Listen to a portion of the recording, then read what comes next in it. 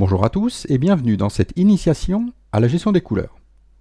Je m'appelle Arnaud Frisch, je suis photographe professionnel, je présente mes photos sur mon site internet arnaudfrischphoto.com et je suis l'auteur d'un guide complet de la gestion des couleurs sur internet. Ce tutoriel vidéo appartient à une petite série de 3 vidéos consacrées au vocabulaire de la gestion des couleurs. Dans cette troisième et dernière série, nous allons voir 2 mots de vocabulaire très importants en gestion de la couleur, l'attribution d'un profil et dans un deuxième temps, la conversion en profil. Donc, nous allons voir que ces 2 notions fondamentales dans l'utilisation de la gestion de la couleur après avoir créé, pendant la deuxième vidéo, les fameux profils de tous nos périphériques. Donc, nous avons vu pendant ces 2 premières vidéos une bonne partie du vocabulaire de la description de la gestion des couleurs. Reste maintenant à nous intéresser au vocabulaire de l'utilisation de cette même gestion des couleurs. Donc nous avons vu qu'il y a 2 menus qui vont être très importants dans Photoshop, attribuer un profil ICC et convertir en profil ICC. Quand vous maîtriserez bien cette différence, vous serez à l'aise avec la gestion des couleurs. Je vais donc tenter de vous l'expliquer simplement et surtout en exemple. Donc, au commencement, il y a donc l'attribution. Pour travailler en gestion des couleurs, il faut commencer par donner une valeur LAB, donc une vraie couleur, à une valeur RVB. Nous avons vu dans notre magasin de télévision que chaque télé recevait exactement le même signal RVB, mais qu'elle le traduisait par des couleurs différentes à l'écran. Et nous avons vu que cette couleur traduite à l'écran était une vraie couleur, ce qu'on appelait une couleur LAB, une des 8 millions de couleurs que voit l'être humain standard. C'est à ce moment-là, et seulement à ce moment-là, qu'un fichier acquiert son sens colorimétrique, qui a des vraies couleurs, des couleurs auxquelles on peut se fier, qu'ils vont être attribuées. Donc pour cette étape-là, on doit attribuer un profil à un fichier. Donc en gestion de la couleur, une image seule, sans profil, ne peut absolument pas être affichée dans Photoshop. Il n'y a pas de gestion de la couleur sans profil ICC. Donc le début de l'histoire de n'importe quelle photo commence forcément par l'attribution de son profil. C'est là que chaque valeur RVB va devenir une vraie couleur, va devenir la bonne couleur, cette fameuse couleur lab. Donc c'est un peu comme si vous trouviez un billet de 100 quelque chose par terre, pour faire une analogie avec les bureaux de change et donc avec l'argent. Vous avez un billet de 100 quelque chose que vous trouvez par terre. Avant d'utiliser cette monnaie dans vos magasins, il va falloir lui attribuer la bonne valeur, donc dans la monnaie, ici en France en euros, pour qu'on vous donne cet équivalent en euros. Donc vous allez dans un bureau de change, dans le bureau de change vous présentez le billet à un certain nombre de personnes, soit les personnes ne sont pas d'accord et dans ce cas-là il va falloir trouver la bonne personne qui va pouvoir faire ce travail d'attribution de la bonne valeur à ce billet de 100 quelque chose, et donc cette opération peut se faire dans un bureau de change. Et donc une fois que vous aurez la valeur réelle de ce billet, vous avez attribué à ce billet sa vraie valeur absolue, et dans ce cas-là, il n'y a plus besoin d'y revenir. Et donc ce qui est très important, c'est que l'attribution du bon profil ne se fait qu'une seule fois pendant la durée de vie d'une image, lors de la toute première ouverture dans Photoshop.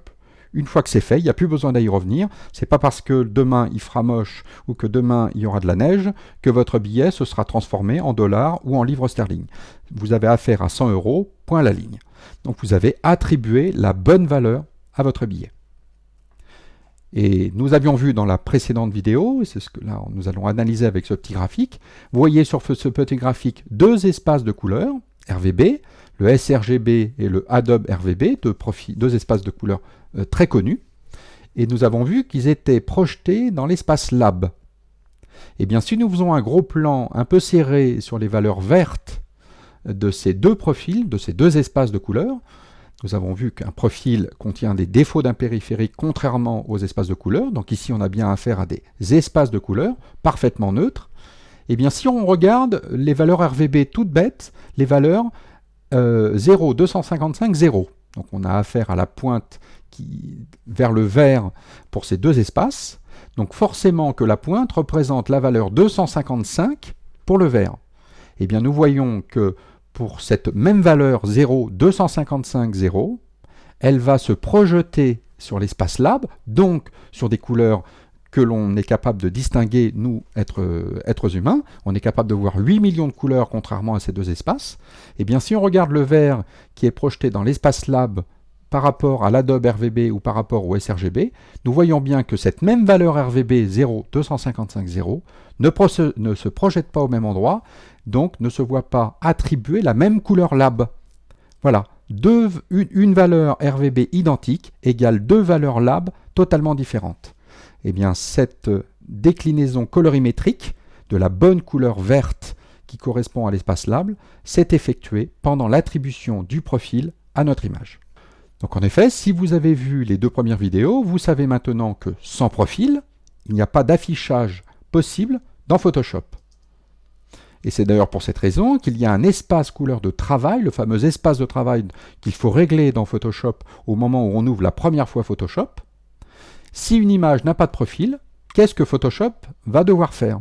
Eh bien, il va utiliser son fameux espace de travail, il va attribuer le fameux espace de travail par défaut, coûte que coûte, à cette image pour qu'elle puisse s'afficher. Donc nous pourrions voir également que dans certaines circonstances, nous pourrions forcer le fait que l'image n'a pas de profil, mais elle va s'afficher quand même. Donc elle va forcément s'afficher avec l'espace de travail de Photoshop. C'est une condition sine qua non pour travailler les images dans Photoshop. Si jamais le profil n'était pas le bon, à votre charge de le modifier par la suite, d'ailleurs avec un avantage puisque vous allez pouvoir voir ce que vous faites. Mais voilà, une image sans profil ne peut pas s'ouvrir dans Photoshop. Donc maintenant, nous allons passer justement dans Photoshop pour voir le processus d'attribution d'un profil à une image qui vient, dans un premier temps, d'un scanner.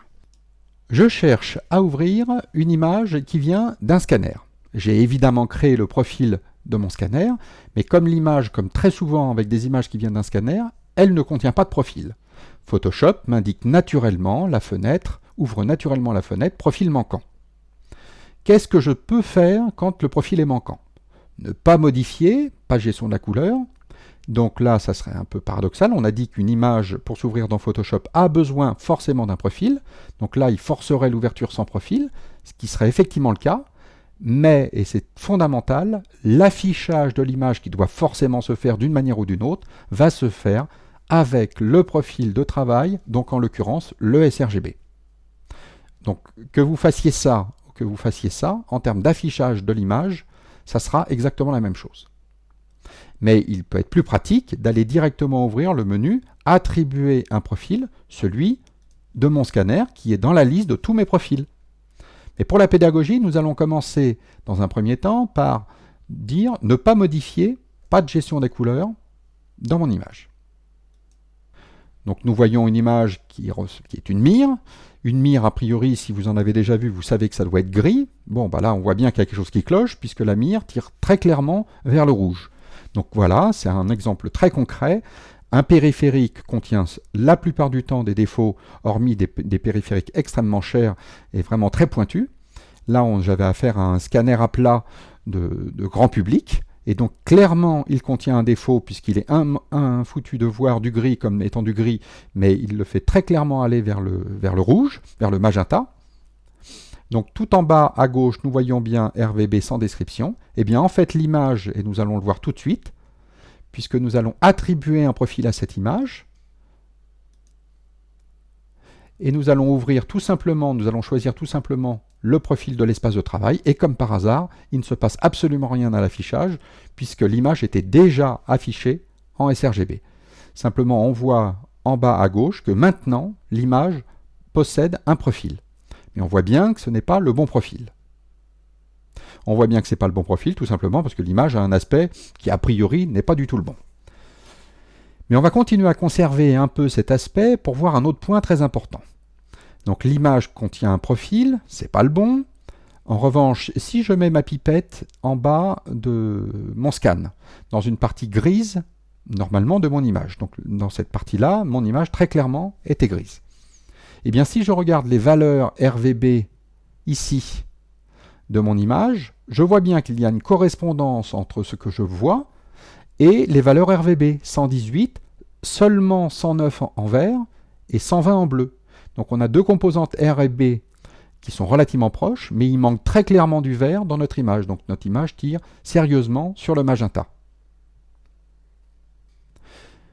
Donc là, nous avons une correspondance entre ce que nous voyons et les valeurs RVB. Mais l'un gros inconvénient de cette image, c'est que l'image ne correspond pas du tout à ce que notre scanner aurait dû voir. Donc maintenant, on va faire les choses bien. On va attribuer, toujours par le même menu édition, attribuer un profil, le bon profil à notre image. Et là, qu'est-ce qui se passe? Comme par magie, l'aspect de notre image redevient ce qu'il aurait dû toujours être, le scan que notre scanner parfait aurait dû faire. Donc là, très clairement, très concrètement, là on voit bien notre image dont l'aspect redevient parfaitement juste, des grilles deviennent complètement neutres grâce à l'attribution du bon profil à ce fichier. Et nous voyons en bas à gauche que l'image maintenant possède bien le profil de notre scanner. Donc, énorme avantage à connaître, à avoir calibré notre appareil, à le connaître, à savoir que c'est bien celui-là qui correspond à cette image. Notre image, en un simple clic, l'attribution du bon profil, retrouve un aspect parfaitement naturel. Mais cette première phase d'attribution possède un gros défaut, car si maintenant je remets ma pipette en bas dans mon image, je vois que les valeurs RVB évidemment n'ont pas changé, donc ne correspondent pas à ce que je vois. Il n'y a pas correspondance entre les deux. Donc c'est l'inconvénient de cette première étape, c'est qu'il n'y a pas de correspondance entre ce que je vois et les valeurs RVB. Je ne pourrais pas travailler avec la pipette en faisant confiance à la pipette dans Photoshop. Donc retournons à notre présentation pour voir la deuxième étape. Donc dans cette deuxième étape, nous allons étudier cette fois-ci le deuxième mot de vocabulaire très important qui est donc la conversion en profil. Convertir en profil. Donc une fois que la photo est bien décrite colorimétriquement parlant, donc en gros notre billet a bien le bon sens, admettons des euros, notre image va suivre son parcours dans notre chaîne graphique et passer de périphérique en périphérique. Vous allez éventuellement être tenté de l'imprimer, donc il va falloir tenir compte cette fois-ci des défauts de l'imprimante, et donc il va falloir sûrement modifier des choses dans notre fichier pour pouvoir tenir compte des fameux défauts de notre imprimante pour être imprimé exactement comme on l'a vu, donc avec des beaux gris dans le pourtour de la mire. Donc c'est un peu comme pour notre billet qui va passer de pays en pays, qui va donc être modifié. On va modifier quelque chose de notre billet, il va se transformer d'aspect, mais en valeur marchande dans notre poche, nous aurons toujours la même chose, nous aurons toujours cette fameuse couleur lab, ce fameux gris neutre que l'on a souhaité scanner depuis notre mire. Mais comme chaque périphérique possède des défauts contenus dans son profil ICC, il va donc falloir changer les valeurs RVB de notre image pour en tenir compte. L'attribution ne changeait pas les valeurs RVB, changeait simplement les couleurs lab affichées. Et bien cette fois-ci, nous allons être obligés de changer les valeurs RVB de notre image. Donc pour continuer notre analogie, avec un bureau de change classique, monétaire, vous aviez 100 € dans votre poche et vous voulez aller en Angleterre. Eh bien vous allez devoir convertir votre monnaie en livres sterling. Dans la poche, vous n'aurez plus que 80 livres sterling, 80 quelque chose, au lieu de 100. Et pourtant, dans l'absolu, ça vaut exactement la même chose. Donc imaginez que vous ayez souhaité non pas avoir des euros et des livres, mais une monnaie universelle qui pourrait très bien être l'or. Eh bien avec 100 €, vous avez pu acheter une certaine quantité d'or. Eh bien cette quantité d'or correspond exactement à 100 € dans un pays et à 80 dans un autre pays. Donc pour la conversion pour les couleurs, c'est exactement la même chose. La conversion est basée sur notre bureau de change universel de la couleur. On a dit qu'il s'agissait des couleurs lab. Une couleur lab correspond à une couleur unique. Donc notre gris, notre mire en bas avait un certain gris, une certaine couleur lab, avec certaines valeurs RVB dans le profil de notre scanner. Nous allons modifier ces valeurs RVB de notre scanner pour qu'elles deviennent des valeurs qui correspondent à quelque chose de logique entre ce que l'on voit, un gris, donc normalement des valeurs RVB qui devraient être assez proches, et les fameuses valeurs R', V', B', donc une transformation des valeurs RVB de notre scan pour qu'il y ait adéquation entre les deux. On va partir des valeurs RVB de notre périphérique, on va chercher à connaître son équivalent en lab, la plaque tournante, le bureau de change international, et puis on va modifier, on va changer pour d'autres valeurs RVB, des valeurs R', V', B', comme on le dit en mathématiques, pour un autre périphérique en tenant compte de ses défauts. Donc voici concrètement ce que cela donne en image. Nous allons retourner dans Photoshop. Donc dans Photoshop, nous avions attribué notre profil, nous validons, et cette fois-ci, nous allons nous occuper de la deuxième partie du parcours classique d'une image, c'est-à-dire sa conversion. Cette conversion, donc nous l'avons compris, peut se faire X fois, autant de fois qu'on va changer de pays, alors que l'attribution, on l'avait vu, ne pouvait se faire qu'une seule fois. Une fois que c'est fait, c'est fait. Eh bien, nous retournons dans le menu édition, mais cette fois-ci, convertir en profil. Donc là, la fenêtre d'aperçu est cochée. Donc nous voyons que quand nous souhaitons aller donc toujours d'un espace source, par exemple des euros, à un espace de destination, par exemple l'Angleterre, les États-Unis, donc là vous pouvez choisir autant de pays que vous voulez, donc autant de profils que vous voulez. Nous partons toujours de la même chose et nous pouvons aller dans des tas de directions différentes. Eh bien, qu'est-ce qui se passe quand on fait ça? Voilà, simplement, dans le cadre de cette formation, notez bien que les options de conversion, qui sont choisies là par défaut, et qui sont choisies par défaut dans les préférences couleurs de Photoshop, je vous renvoie à cette vidéo, conviennent parfaitement pour un usage amateur. Dans quelques cas, il faut modifier, par exemple ici, le mode de conversion, pour en choisir un autre, mais ces cas sont plutôt rares, et ça ne rentre pas dans le cadre de cette vidéo plutôt consacrée aux débutants. Eh bien, nous allons choisir de convertir notre image dans un espace de destination qui doit absolument être neutre pour ne plus contenir les défauts de notre scanner. Donc nous avons vu les deux plus connus dans le cadre des vidéos pour les amateurs, l'Adobe RGB 98 ou le sRGB. Là, nous allons nous contenter du sRGB puisqu'il n'y a pas spécialement de couleur saturée, notamment dans les verts sur cette image. Donc il n'y aura pas de différence entre le sRGB et l'Adobe 98 pour la suite de la vie de ce scan. Donc nous choisissons celui-ci. Et bien si nous faisons l'aperçu, nous pouvons voir que notre image ne change pratiquement pas ou absolument pas. Donc la conversion, on est bien d'accord, ne va plus modifier l'aspect de notre image, les couleurs de notre image. Tout va rester avec les bonnes couleurs lab. Mais qu'est-ce qui va changer?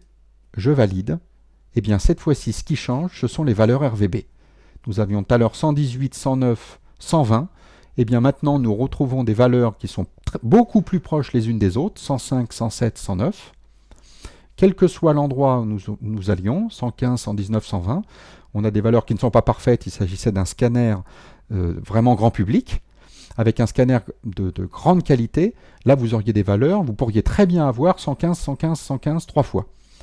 Et donc, voilà, 87, 88, 92, on a des valeurs qui sont toujours très très très proches, et en tout cas, qui concordent entre ce que l'on voit et ce que la pipette est capable de mesurer.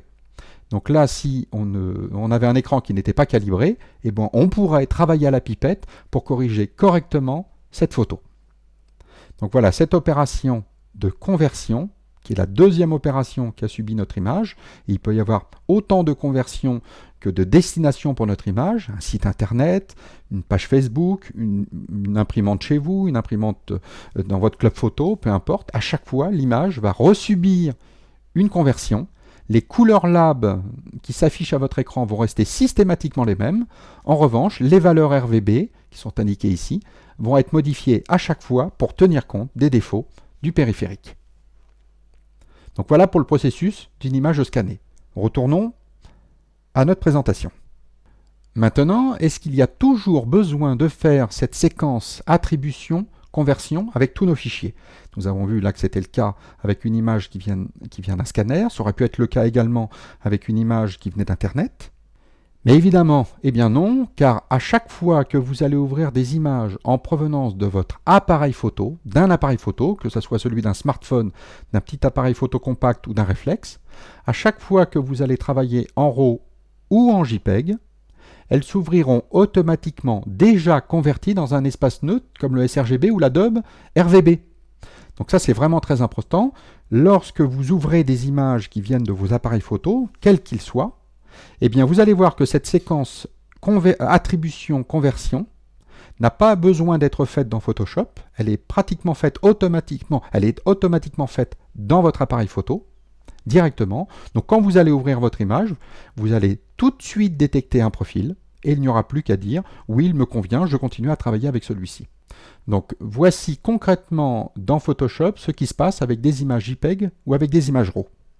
Donc dans Photoshop, cette fois-ci, je vais ouvrir une image JPEG qui contient un profil. Donc c'est une image qui provient d'un appareil photo numérique.